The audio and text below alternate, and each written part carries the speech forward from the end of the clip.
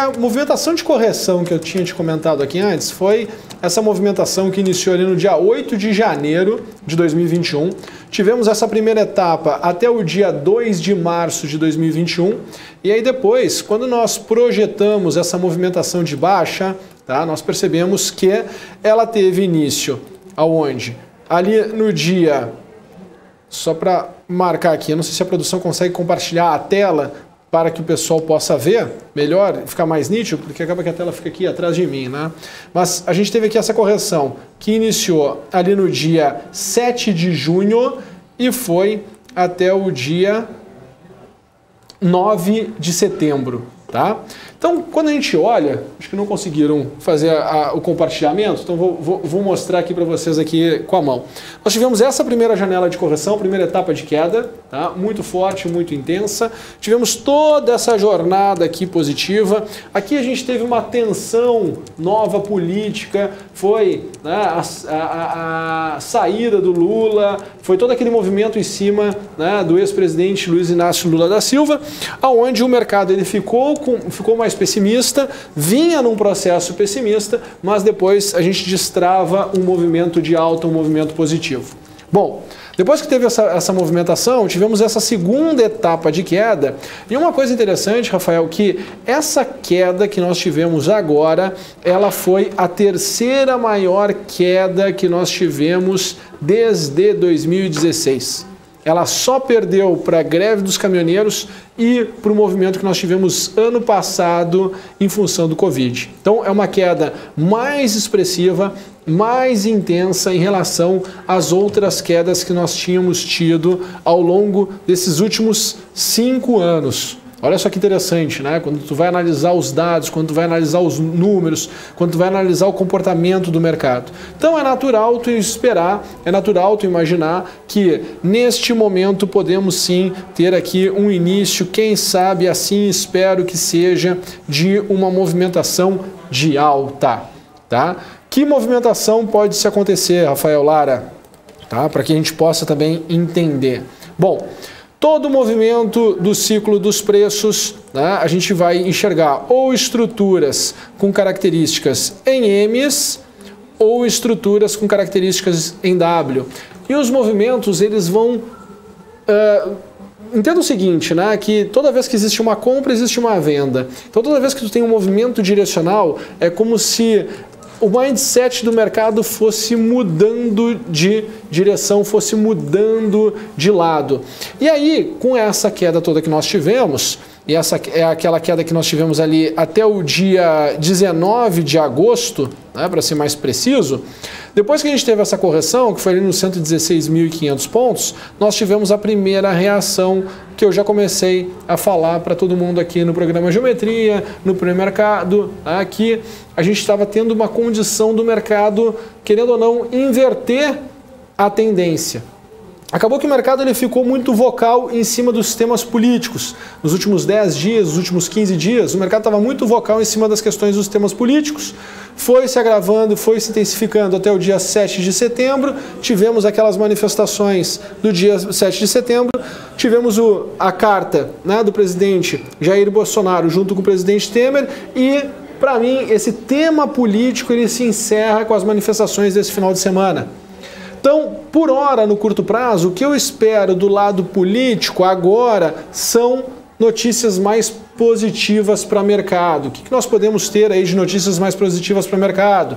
Nós temos aí toda a questão em cima dos precatórios, que eu acredito que isso se definindo, o mercado vai ver com muito bons olhos e tende a movimentar de forma direcional e intensa a Bolsa. Temos aí o movimento da privatização de Eletrobras e de Correios. Temos aí a definição do tema todo em cima de imposto de renda.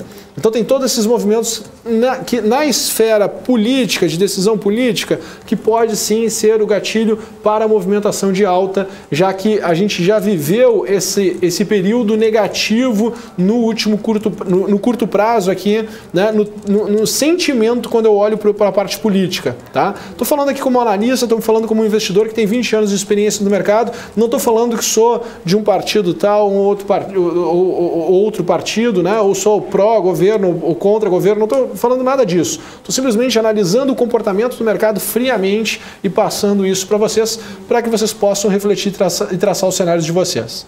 Bom, visto isso e visto que o mercado chegou a fechar a estrutura, que eu tenho esse comportamento aqui que me parece, né, ter um ambiente propício para começar uma tendência de alta, certo? O que eu estou olhando, o que eu estou projetando como oportunidades para as movimentações de alta? Bom, aí eu vou no detalhe aqui do Ibovespa.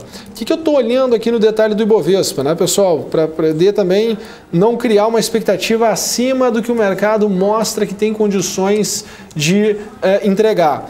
Uma vez que a movimentação que nós tivemos entre os dias 19 e 25 de agosto, tá? Aquela movimentação de alta que nós tivemos ali entre os dias 19 e 25 de agosto, bem esse período aqui, rapidinho que nós tivemos, tá? Essa movimentação, ela foi uma movimentação em torno de 40% da última jornada de baixa, da última perna de baixa, tá? Perna de baixa é essa que aconteceu onde?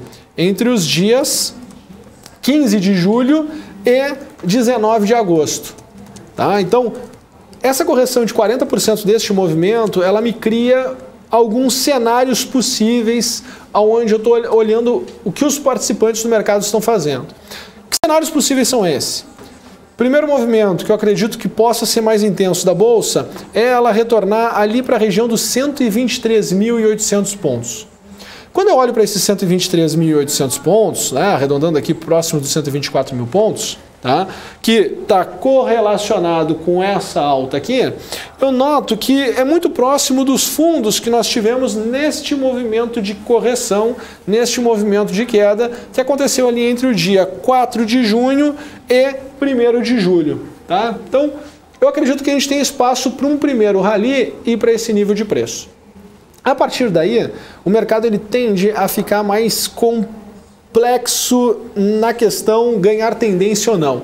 Tá? O mercado vai ficar mais complexo, ele vai encontrar uma região de resistência forte e intensa nos níveis de 126.400 pontos. Então, se o mercado conseguir avançar um pouco mais, a segunda derivada deste nível de preço acontece aqui nos 126.400 pontos. Tá? Nota que se a gente volta para trás um pouco no tempo, a gente vai perceber que nós tivemos essa janela aqui entre os dias 19 de julho e 30 de julho. Foi um período, né? Foi esse período que tá aqui marcado. Ó, ele foi um período bem complexo ali do mercado. Tá? E acaba que as minhas projeções, analisando o mercado e fazendo as projeções, acaba que ela encontra esta região como sendo uma região novamente complexa. Então as coisas casam, tá? Os cenários vão casando, faz sentido. Tá? Acima desse nível de preço, Rafael, o próximo nível que eu consigo identificar é lá na região dos 132 mil pontos, tá? Que é a região de 113. E nota como essa região de 113, que está conectada com este nível de preço, ela é muito próxima do topo. Né? O nosso topo histórico que nós tivemos no Ibovespa. Tá? Então, estou enxergando essa força potencial ir para lá. E o melhor dos cenários, e é um cenário totalmente possível, porque o que acontece? A gente tem que entender que falta 15 dias para que termine esse trimestre. E se a gente for pensar, desde o início de 2021... o mercado vem falando o seguinte: o segundo semestre de 2021 vai ser muito bom. Os resultados das companhias serão muito bons. Essa era a narrativa. A gente entra no segundo semestre, e foi até algo que eu comentei aqui para vocês, a gente estava muito próximo aqui dos topos. Eu comentei, olha, o mercado vai cobrar um resultado muito forte para continuar subindo desse nível de preço. Ou ele vai para um degrau mais abaixo, que vai, querendo ou não, dar, né, uma margem, porque tu vai entender, opa, né, os resultados estão sendo bons, os resultados estão sendo fortes, e o mercado tá nesse patamar de preço, em tese está barato. Se em tese está barato, o que o mercado vai fazer? Vai tomar risco. Tomando risco, o que vai acontecer com o mercado? Vai subir. Tá? Então, existe esse espaço, existe essa atmosfera. Se tu for pensar, né, no tempo e aonde nós estamos, no mercado agora, o comportamento que o mercado fez durante esse processo de correção, o que foi surgindo de temas negativos durante esse processo, pô, a gente de fato tem uma janela de oportunidade aqui muito interessante para se tomar risco. Tá? E o melhor dos mundos, só para terminar aqui a análise do Ibovespa, seria retornar para o nível de 140 mil pontos. Tá? Então enxergo a possibilidade de nós voltarmos lá para aquela região dos 140 mil pontos.